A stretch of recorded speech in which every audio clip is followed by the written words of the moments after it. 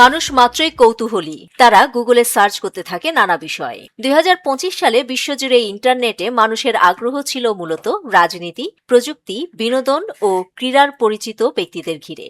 তবে Donald Trump এবার টেক্কা দিয়েছে সবাইকে। প্লেয়ার্স টাইমের অনলাইন ডাটা বিশ্লেষণ অনুযায়ী 2025 সালে সবচেয়ে বেশি সার্চ হওয়া ব্যক্তির তালিকায় শীর্ষে রয়েছেন যুক্তরাষ্ট্রের প্রেসিডেন্ট ডোনাল্ড ট্রাম্প। প্রতি মাসে তার নাম গড়ে প্রায় 1.6 কোটি বার গুগলে খোঁজা হয়েছে।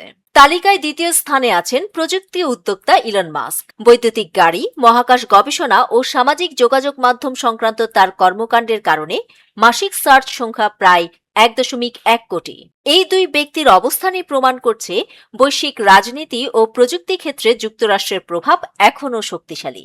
তালিকায় সঙ্গীত জগতের তারকাদের উপস্থিতি বিশেষভাবে চোখে পড়েছে। শীর্ষ 10 ব্যক্তির মধ্যে অর্ধেকেই সঙ্গীত জগতের প্রতিনিধি। টেলর সুইফট, সাবরিনা কার্পেন্টার সহ কিছু সমসাময়িক তারকা এবং প্রয়াত র্যাপার XXXTentacion তালিকায় স্থান পেয়েছেন। স্ট্রিমিং প্ল্যাটফর্মের প্রসারও বিশ্বব্যাপী ফ্যানবেজ সঙ্গীত শিল্পীদের জনপ্রিয়তা ধরে রাখতে গুরুত্বপূর্ণ ভূমিকা রেখেছে। চলচ্চিত্র ও টেলিভিশনের তারকারাও পিছিয়ে নেই। আন্তর্জাতিক ওটিটি প্ল্যাটফর্মের কারণে বিভিন্ন দেশের অভিনেতা অভিনেত্রীদের বৈশ্বিক দর্শকের নজরে আসার প্রভাব সার্চ সংখ্যায় দেখা গেছে।